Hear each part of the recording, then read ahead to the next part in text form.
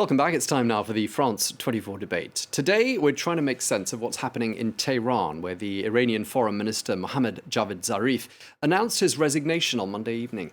It was an announcement that appeared to come as a complete surprise right across the board. Well, in his unexpected message, 59-year-old Zarif, who's been in that post for nearly 6 years, offered an apology for what he called his shortcomings in his capacity as the Islamic Republic's top diplomat.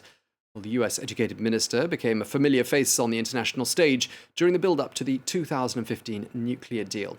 Well, reactions to that news have come from across the globe. Benjamin Netanyahu, the prime minister of arch-foe Israel, tweeted, "Zarif is gone. Good riddance." Meanwhile, the US Secretary of State Mike Pompeo shrugged off this news, saying it makes no difference to Washington whether Zarif stays or goes. He said, quote, "Either way, he and Hassan Rouhani are just front men for a corrupt religious mafia."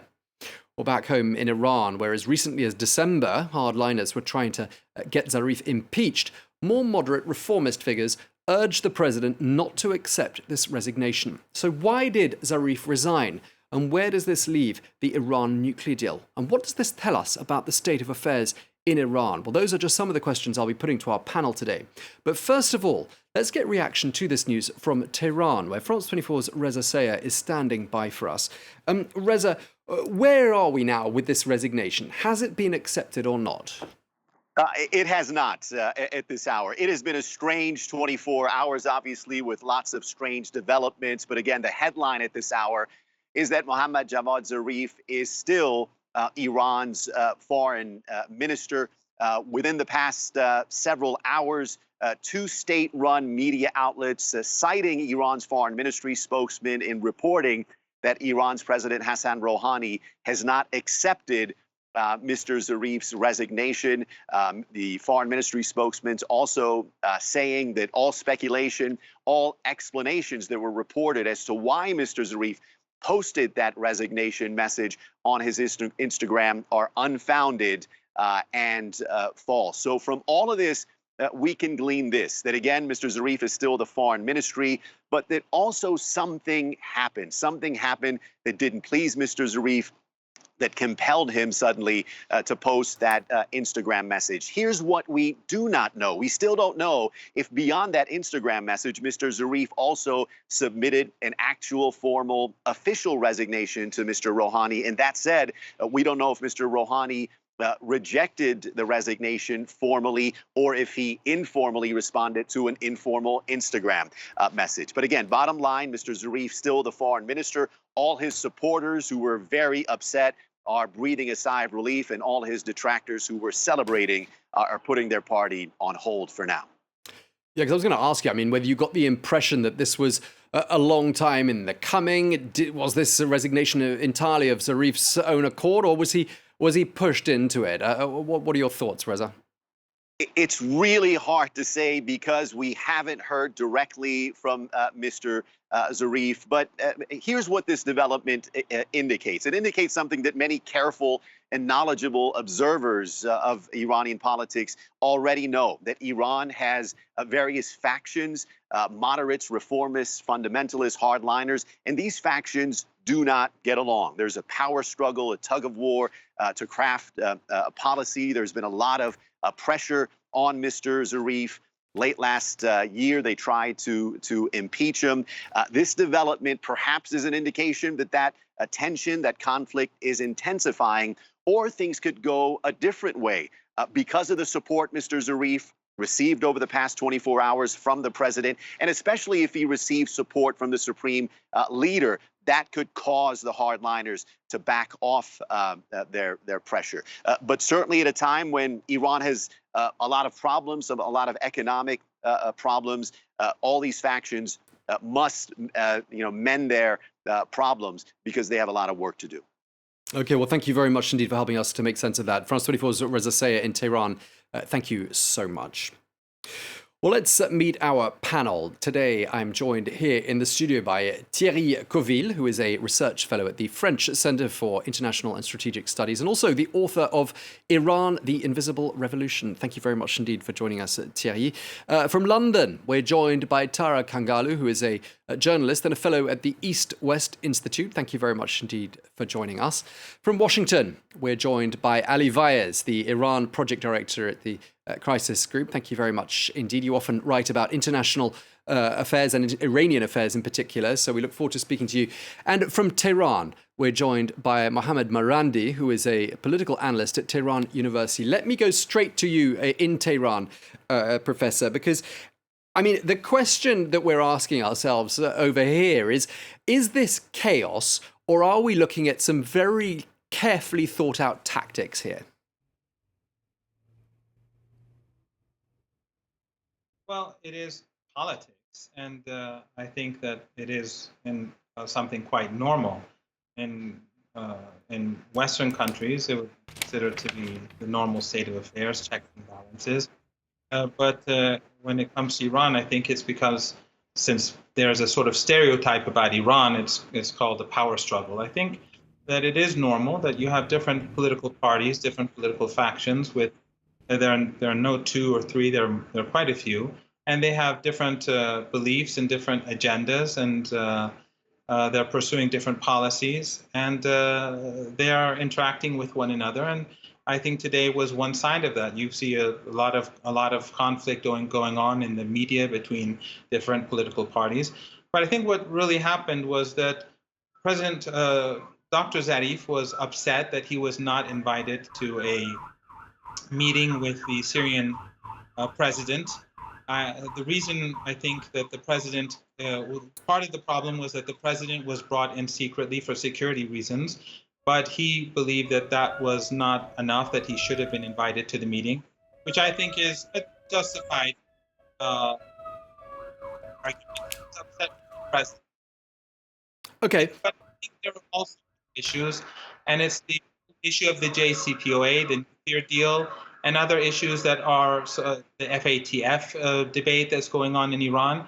And I think that Western European countries have to recognize that if they do not, if they continue to abide by demands made by Trump and refuse to abide by their side of the bargain in the nuclear deal, they are discrediting those who are looking for an opportunity to increase relations with Western countries. So I think Europe has to make a decision. Either they stand up to Trump and abide by the agreement, or they just basically give up and say that we're going to follow Trump, even though they've signed on to this agreement. They're making it very hard for Dr. Zarif to justify the JCPOA, the nuclear agreement, when Iran is the only side that's abiding by it and the Europeans are not.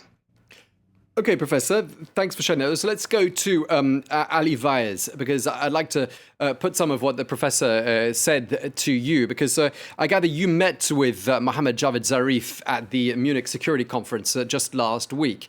I mean, did you get any indication when you were talking to him that this resignation could be on the cards? Or do you think it is, as Professor Marandi was just saying, the result of a tantrum, anger at not being included at those talks between President Hassan Rouhani and President Bashar al-Assad of Syria? Look, I think the Syria meeting snub was probably just the catalyst, not the cause. The cause has been a tremendous amount of domestic pressure that has been building up on the Rouhani administration generally, and especially on Foreign Minister Zarif. Obviously, the fact that his key achievement, which was the JCPOA, is now in dire straits, has discredited him internally. And the very fact that he also failed to push through the legislation that the parliament had agreed to vote on financial action task force requirements that would bring Iran's banking standards to the international level, but was stuck in the Expediency Council as a result of opposition by hardliners within the system, I think demonstrated that he is now in a very difficult situation in pushing his agenda, both because of domestic pressures and also because of the Europeans' inability to really deliver much of their promises on preserving the JCPOA's economic dividends for Iran. So I think he was probably looking for a pretext to get out of this difficult situation, and the snub that happened around the Syria meeting provided him with that pretext. Okay, let's go to London and speak to Tara. Tara Kangalu. I mean, do you get the impression that perhaps there's some strategy here on the part of Mr. Zarif in that he's announcing his resignation with the hope that moderate forces will get together and beg him to stay and therefore make his job of foreign minister easy? Or does that all sound rather far-fetched to you? I think the foreign minister's job will not necessarily get easier if the moderates come together. So I think what we need to be careful at looking at is if the supreme leader, who's of course supported by hardliners and conservatives, come around and say, we don't want you to resign. I think that's more powerful than moderates coming together, because we already know that the Rouhani administration supports Dr. Zarif. We already know that the majority of everyday Iranians, the Iranian society that is a reformist and moderate society, supports Foreign Minister Zarif. So what he needs is the counterpart, the hardliners, to take a back seat and let him do the job. And that will only come if the supreme leader publicly denounces his resignation and asks him to stay. So that's something that would be very interesting to see. Okay, Thierry Coville, you've been sitting patiently here. Just listening to what Tara Kangalu was saying there. I mean, is what Zarif doing essentially calling on the Ayatollah to pick sides? Whose side is he on? Is he with the moderates or is he with the hardliners? Because he can't have both. You mean Khamenei? Yes. Nobody knows. I mean, what you have to understand in the Iranian political system is that true, they have different political forces. That's why by the way, the US reaction is so stupid, because they are fighting with each other. We have the proof.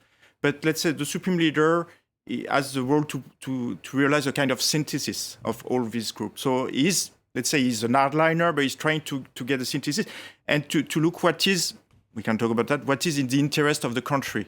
They say, Iranians say mano family, or the interest of the regime of the country. So he's trying to take really what he should do with that. What is interesting, what is going on in Iran is, let's say, the main issue is Iran is, it has been said, is staying in the deal, the nuclear deal, at their cost, and they are suffering a lot from the economic crisis. And they have the feeling that is true, the Europeans are not doing everything they could do. On the other hand, the hardliners are not able to say what we could do if we were, directing the country. And let's say, I would say that Khamenei knows that. He knows that it's easy to criticize, Rouhani's government on, still keeping on the JCPOA. On the other hand, going out of the JCPOA is a big risk. So we see all these tensions, and that's why I think there is so many uncertainties, because it's not so easy to find someone else like Zarif. It's not so easy to have an alternative policy. So that's why, not talking about individuals, what we see in Iran, there are a lot of critics against Rouhani's government. But what Zarif has said, he said, okay, I'm going out, what do you do? And we see that, it's like in other countries, it's very easy to criticize. It's quite difficult to have an alternative policy to what is going on in Iran. Okay, now everyone's had a chance to put their position on the table. Feel free from this point onwards to jump in and contradict and disagree if that is indeed what you feel. But let me just, in the meantime, go back to Tehran University and speak to Mohammad Morandi, because I want to know how all of this is being viewed by the Iranian public, because they're watching this rather confusing state of affairs. And I'm wondering, where does public sentiment lie? Are they on the side of Zarif? Are they alarmed by the prospect of the departure of their foreign minister? Well, it's difficult to say. According to polls, Dr. Zarif is one of the two most popular figures in Iran. The first is the General Soleimani, the commander of the Quds forces that fought in Iraq and Syria against ISIS and Al-Qaeda. And following him, Dr. Zarif is the second most important or second most popular politician. So these are sort of seen as the two wings of Iranian foreign policy. He is a popular figure, and he's not affiliated to any political party. At one time, a couple of decades ago, the reformists were actually his antagonists, and now some of the conservatives are, although I wouldn't say all of them by any means. as I said earlier, and as I think a couple of your other guests alluded to, Iranian politics is not two political parties. There are different political parties, different factions. It's very fluid politics in Tehran. But I think, again, I don't think that Dr. Zarif resigned in order to get anyone's support. He's not that sort of person. He was angry. I think that it was the result of the snub, as one of your guests said. But I think, as your guest also pointed out, there were issues that accumulated over the last few months that made it difficult for him to continue. And I would again stress that I think the main problem is that Europe, more than anyone else, is responsible. We see in Tehran, again, according to polls, the University of Maryland polls, for example, support for the JCPOA, or the nuclear deal, is on the decline in Iran. And the reason is because Iranians are seeing, it's still like 50% or 51% who support it, but there is a decline. And the reason is because Iranians are seeing that the Iranian government has been abiding in full by its commitments. Just a couple of days ago, the International Atomic Energy Agency once again said that Iran is in full compliance. Yet the United States has torn the agreement, and the Europeans, which are also part of the agreement, they're not abiding by it. They are in violation because they're being intimidated by Trump. The Europeans are afraid to support their citizens, their companies, and therefore they're effectively, whether they are happy about it or not, they are abiding by Trump's demands and policies. So increasingly people in Iran are saying, or many people, I can't say the majority or the minority, I don't know, but increasingly some people are saying, well, we should be more aggressive or robust in our policies to put pressure on the Europeans to start abiding by their side of the bargain. So I personally think that even though the United States has torn the agreement, Iran has, in the international community, taken the upper ground, because they've shown that we are the side that wants peace, we are the side that wants stability. But at the same time, people are saying that we cannot continue forever just abiding by the agreement and allowing the Americans to make Iranians suffer, just to make the international community see that we are sort of like we're the good guys and Trump is the bad guy. That's not enough for most people. Let me go back to Ali Vaez, because it sounds like you're on the same page as Mohammad Morandi in saying that the non-meeting with Bashar al-Assad was the final straw, causing Zarif to snap and announce his resignation. But it is a pretty thankless task looking at it from the outside. I mean, what's your verdict on what kind of a foreign minister Zarif has been from the point of view of Iran and from the point of view of the international community? What's your verdict on his performance? Look, without any doubt, he's one of the most effective diplomats that Iran has ever had, not just under the Islamic Republic. There are former foreign ministers under the Shah who have come out praising Zarif's diplomatic skills.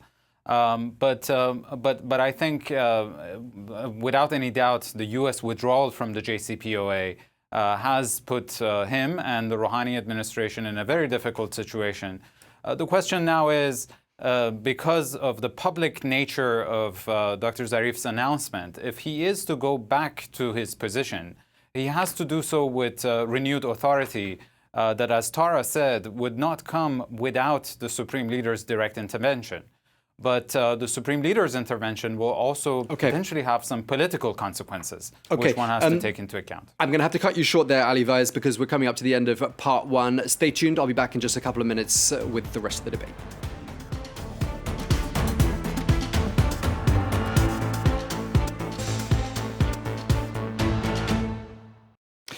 Welcome back to the France 24 debate. Today we're examining the reaction to the news of the surprise resignation of the Iranian Foreign Minister Mohammad Javad Zarif, a man who's held the post of the Islamic Republic's top diplomat for some 6 years. Well, before I go back to our panel, here's France 24's Catherine Viette with a profile piece on the Iranian Foreign Minister.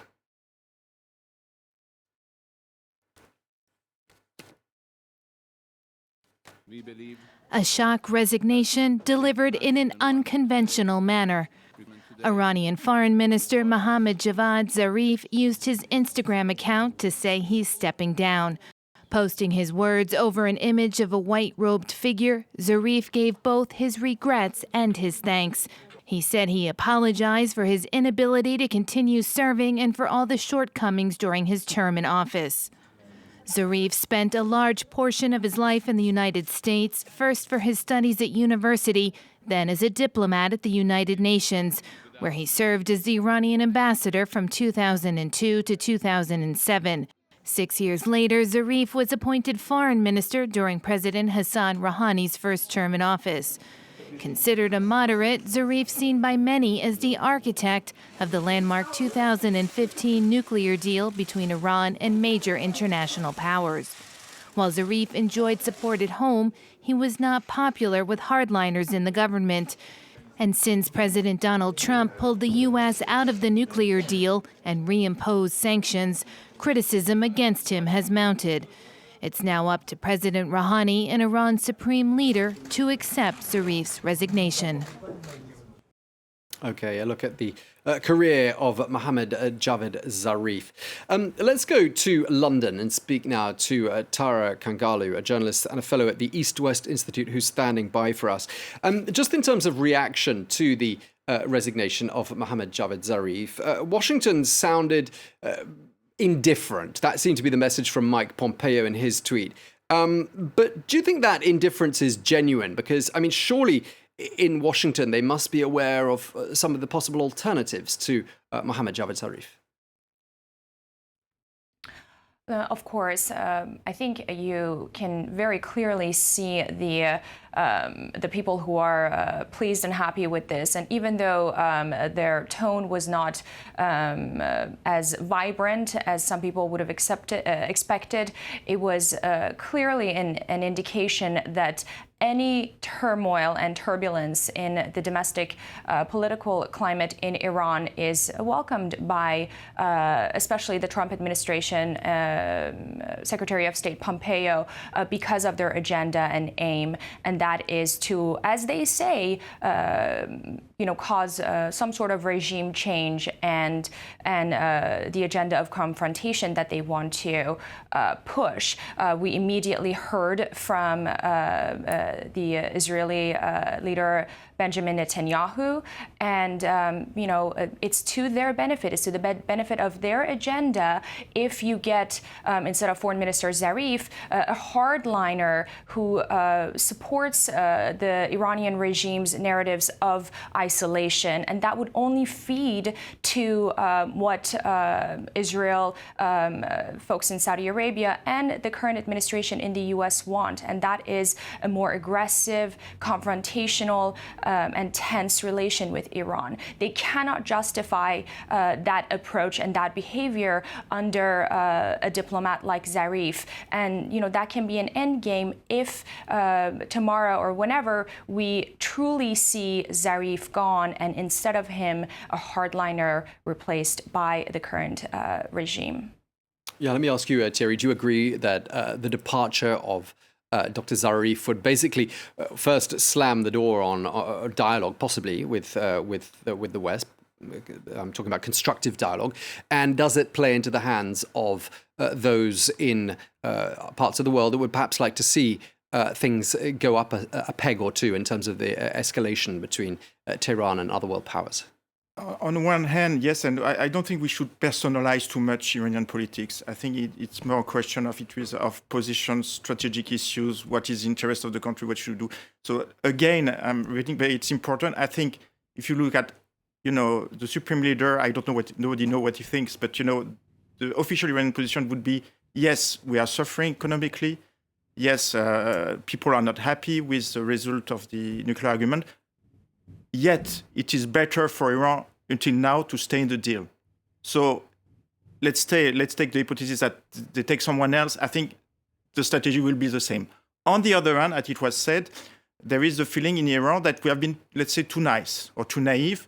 So maybe you will have someone that will be still a diplomat saying we stay in the deal. But on the other hand, not being so, smiling, let's say, or so comprehensive of European, difficulties and so on. So I think that's the main point. I just wanted to just add, say, I completely agree on the US, let's say being happy in the sense that, having a more isolationist Iran and a more aggressive Iran. But you can see, I would say the word in English, it's irresponsible policy. I'm thinking of, this Munich conference with Vice President Mike Pence is inviting the Europeans to go out of the nuclear deal. So we have the Korean policy of saying, and so what will go on? So we see this, this completely irresponsible policy of pushing an aggressive Iran, as if it was the same to deal with Rouhani or with Ahmadinejad. What at least you can criticize Europe, and I would agree on the fact that Europe is not doing enough. But the problem with Europe is the companies. Companies are afraid of your sanctions. It's difficult to give them guarantees. On the other hand, Europe knows that Europe is staying in the deal, and you can thank them that they stay in the deal. And there is a big disagreement, big tension. You see what happened in the Warsaw Conference, in the Munich Conference. You cannot say, as I heard from Tehran, that Europeans are following blindly Trump. There is a big, it's a big gap between European policy and Iran. They want to stay in the deal. I agree that they have not found the right way to counteract the U.S. sanctions. But you can say on the political, they don't want a more isolationist Iran on the European side. Let me put this to Ali Vaez. I mean, we've just been saying, Dr. Zarif is an affable, friendly man, a smiley man. We've all got to know him, it would appear. It feels like that anyway. We've seen him on our TV screens for these last 6 years. And, he is a friendly face of the regime. And I'm just wondering, are there any thoughts in your mind as to who might be in the running as a likely replacement? And would the Iranians be thinking along the lines of, let's find someone a bit like Dr. Zarif, because it would be much easier for our foes, shall we say, to demonize us if the face of Iran, diplomatically speaking, is someone demonic? Look, first of all, let me say that in Iran, foreign policy is made through a consensual decision-making process. So individuals matter, but they're not alone in making decisions. This even applies to the supreme leader himself, who's not a totalitarian leader at all and has to basically function within a very complicated decision-making system. When it gets to diplomacy, obviously personalities matter. And I think if in fact Dr. Zarif's resignation is accepted, which I have serious doubts about, but if it is accepted, then President Rouhani would probably get a chance to appoint someone who is in line with his vision for Iran's foreign policy and would still operate along the lines of the strategy that Iran has devised, which is basically to wait out the Trump administration. And in that case, we might see Foreign Minister's current deputy, Mr. Araghchi, who's been basically the main interlocutor between Iran and the Europeans, replace him. Or it might very well be Rouhani's chief of staff, Mahmoud Vaezi, who has a long hand in foreign policy and is as moderate and open-minded as Foreign Minister Zarif. However, if this is indeed an indication of Rouhani's weakening and turning into a lame duck president, then we might see a hardliner being forced upon him as a foreign minister, which again I think is unlikely, but if it happens, it is a clear indication of a shift in Iranian foreign policy towards the right as the Iranians start to lose hope in the remaining parties to the JCPOA, providing them not just with the economic benefits that the deal promised, but also with the strategic benefits, because remember that the deal was also supposed to desecuritize Iran on the international stage. And the very fact that UK Foreign Secretary Jeremy Hunt goes to the Warsaw Conference, the very fact that the French Foreign Minister, Mr. Le Drian, constantly complains about Iran's ballistic missile program, while European countries continue to provide Iran's regional rivals with conventional weapons, it is resulting in the school of thought in Iran, who's promoting dialogue and restraint, quickly losing its stock. Yeah, there's another layer to all of this as well, isn't there? Because in his resignation message, Dr. Zarif seemed to be implying that he didn't want to see a whole spate of resignations. He called on his colleagues not to walk out en masse. And I'm just wondering whether, I put this to all of you. I mean, do you think there is a feeling that there could be a sort of a mass walkout in Tehran from people in positions of power? Because that did seem to be the sort of the undertone of the message that Dr. Zarif put out last night when he resigned. Let me put that to you, since you're here in the studio. Yeah, I mean, I read in the comments from some Iranian specialists in Tehran. They are talking about the oil minister Zanganeh, saying that he could follow if Malaysia. So I'm going to contradict myself a little, saying yes, if all these, let's say, experienced and talented people and who have been, let's say, who have been willing to cooperate with the West on diplomacy, with Western companies like Zanganeh, are leaving, and you have more, even if Iran goes on with this policy of maintaining the deal, we have seen already they might select people who are more forceful, and so more on security matters. So that could be, obviously, if there is someone else than Zarif, and you have several change, and it had already happened. If it seems that the people they have selected, Iran has selected as economic minister, because they have already been changed, have some security backgrounds. So, and I think it's logic. If you look at the position in Iran today, they are talking about the economic war, implemented on them from the US, Israel, and Saudi Arabia, and the United Arab Emirates. And they know that the ultimate goal is regime change. It's obvious. I mean, I heard, if I'm correct, Robin Hook, the guy in charge of the Iranian policy, talking about what should do the next government in Iran. So officially, they are talking about regime change. So you can understand why in Iran there are some groups who think that, okay, we can, for the moment, go on with this policy of maintaining the deal, but maybe we could have some, let's say, more forceful government and being more concerned by security issues and this issue that to negotiate, you have this line of thinking in Iran that to negotiate with the West, and especially with the US, like the North Koreans, you need to negotiate in position of strength. So you have the thinking in Iran. So yes, if Zarif leaves and other people leaves, you might have this way of thinking winning in Iran, obviously. Let me put that same point to Tara Kangalu in London. I mean, do you see a spate of resignations? Do you see a mass walkout that Dr. Zarif implied was a possibility, it would seem?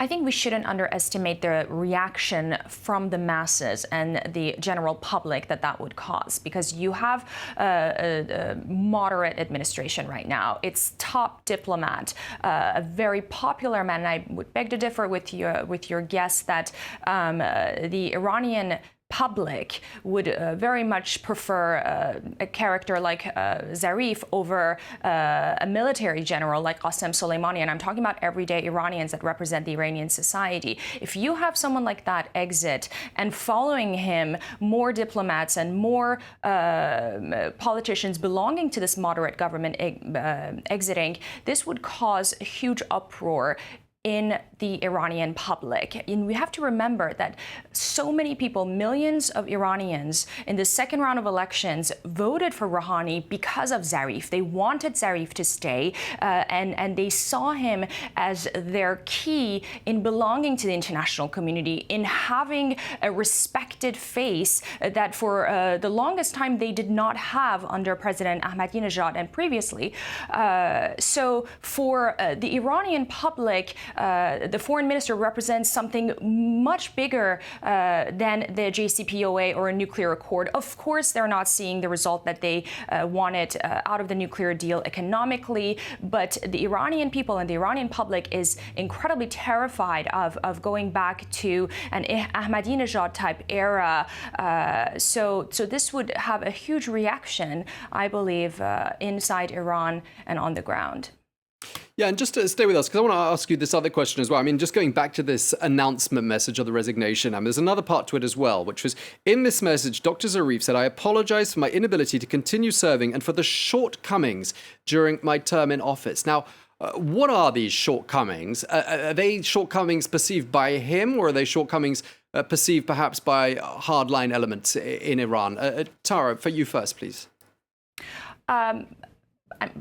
I mean, as someone who grew up in Iran, there are very equivocal and polite ways that Iranian politicians and diplomats speak. So in a way, he wanted to be humble. He wanted to remain his humility. But then again, the way he phrased it really is speaking, I believe, to hardliners, that I did what I could do. The ball is in your court. And in reality, the ball is really in the court of the hardliners and the diehard supporters of the supreme leaders and those who want the policies of isolation and tension with the West because, of course, of its advantages for them. So I believe that he was both being humble but also very strategic in acknowledging that his policies of reform, dialogue,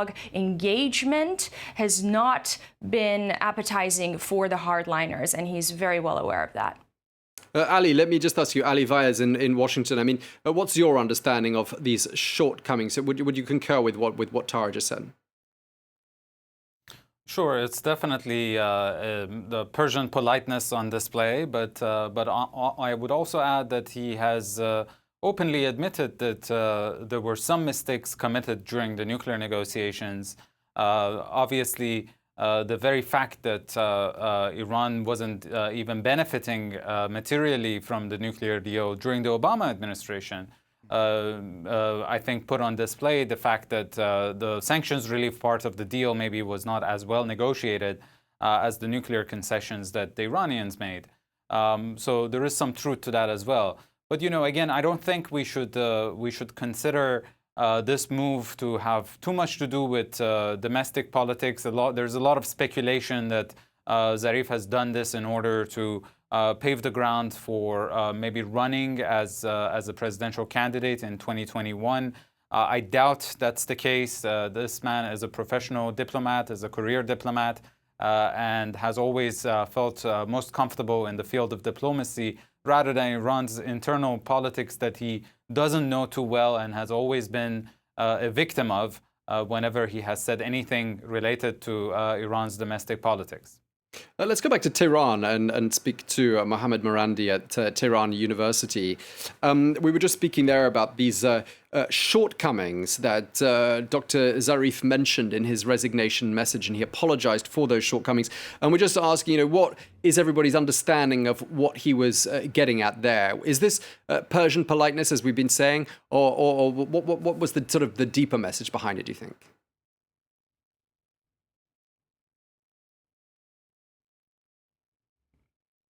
Show, so whatever I say is not in response to anyone in particular. I think it is partially sort of, as you call it, a Persian humility or politeness. Partially, I think, obviously, he recognizes that he's not perfect. The nuclear deal, well, he worked very hard to negotiate that deal, and like any deal, there are flaws. But I think his argument would be that he did not expect Trump to become president and to simply tear apart the deal, and for the European countries to be so passive. I mean, vocally they speak against Trump, but they are effectively very passive when responding to Trump on the ground. And so, for example, right now the argument that we have in Iran over the FATF and whether Iran should join the FATF is linked to the nuclear deal, because those who are worried and critical are saying, well, what if we join and the Americans use this to gain access to our finances and use this to make their sanctions more effective? So because of the enormous mistrust against the United States, this is preventing Iran from joining. And the fact that the Europeans are really showing themselves to be ineffective, and when you include what happens, for example, in Venezuela, when the Europeans quickly hop on board, when Trump wants to do something, that makes Iranians even more wary. So I don't think Dr. Zarif, obviously he did not expect Trump to become president, even though Obama really didn't abide by his commitments either. But Trump, he really went and completely wrecked the deal as much as he could. But I would also add that Dr. Zarif, in my opinion, because I do know him, his resignation, I think, was a bit out of anger, because he does get angry at times. But I think it was completely sincere. I do believe that he is the best diplomat that this country has seen in modern history, although I don't deny his shortcomings or anyone's shortcomings. And I'm not completely sure that he is going to be stepping aside. We'll have to wait and see. But if he does stay in power, I believe he was sincere in his resignation, and it will have nothing to do with playing politics. I do not believe for a second that he has any intention to run for presidency in 2 years from now. Okay, let's go back to Washington, to Ali Vaez, the other person on our panel who has been in recent contact with Dr. Zarif. Would you agree with what was just said there? And do you think that, in fact, Dr. Zarif is in fact going to leave that post, or you ultimately see some sort of an arrangement being made whereby, in fact, he doesn't actually vacate the post? Yes, I agree. And, I can add that there is precedent for this, that when President Ahmadinejad ascended to power in 2005 and basically fired most of Iran's career diplomats and more moderate forces of Iranian diplomacy, Zarif, too, wanted to leave his post as ambassador to the United Nations. But he was forced to stay on for 2 years and defend policies of President Ahmadinejad, with whom he had very deep disagreements, mostly because the supreme leader asked him to stay on. And the reason he was asked to stay on is that he has extraordinary communication skills in order to basically shift the blame to the United States and drive a wedge between the US and its allies, especially the Europeans.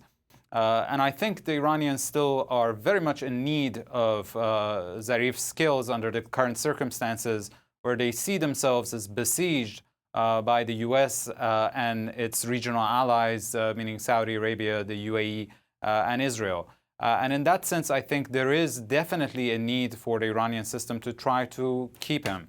Now, the question is how to do it, and I don't believe a presidential rejection of his resignation would be sufficient, because now that Zarif has gone public with the reason of his resignation, and he has said that he has done this as a way of basically nudging the system out of undermining the Ministry of Foreign Affairs' role in devising Iran's regional policy. I think the corrective measure has to come from higher up, and it has to come from the supreme leader. Otherwise, I see it quite difficult for Zarif to be able to go back to his position and restore his authority. Thierry, you wanted to jump in? Yes, at least talking from the European side, I hope that this event we'll see is a wake-up call for Europe, because talking with Iranians, they have the feeling that Europeans, say we want you to stay in the deal and we support the deal, but on the other hand, they don't do a lot because they think there is no alternative for Iran.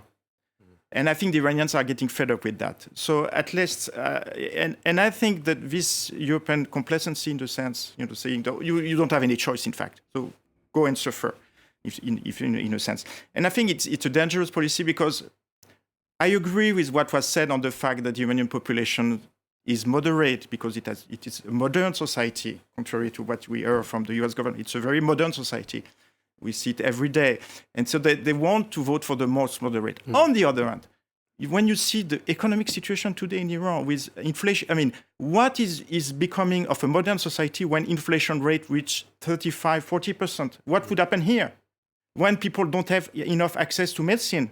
There was a very good, article on CNN on this time. People are just, let's say, are nearly dying now. We'd have more than gilets jaunes on the street. So I want to say that this European policy, in a sense, is dangerous, and nobody knows what could be the reaction in Iran due to this, social pressure due to the economic conditions. Let me go back to Tehran. We're nearly out of time. Mohammad Marandi, let me just put that last point to you. European complacency, is this basically what's brought about this situation? Is it up to Europe? Is the onus on Europe to make the next move? Absolutely. I agree with your guest in the studio. Moderation in Iran can be defined in different ways. When Iranians feel that the other side is not abiding by his side of the bargain, then their definition of moderation means to take a firm stance, and therefore calls for Iran to exit the agreement so that Iran could have more cards in its hands to force the Americans to seriously negotiate. Those voices will get louder. And therefore, it's really up to the Europeans. The Iranians have abided by their side of the bargain. I don't think this is an Iranian issue. There will always be turf wars between the scope of the authority of the foreign ministry and other parts of the Iranian government, just as there in the United States and France and England and elsewhere. All right. But as long as the Europeans say one thing and do something else, and I think we're moving towards a more difficult situation. All right, you've had the last word. Thank you very much indeed, Mohammad Morandi at the Tehran University. Thank you very much indeed to my other guests here in the studio, Thierry Coville, Research Fellow at the French Research Centre for International Strategic Studies. Thank you very much indeed to Tara Kangalu in London. And last but not least, Ali Vaez at the Crisis Group. Thank you very much indeed for speaking to us. You've been watching the France 24 debate.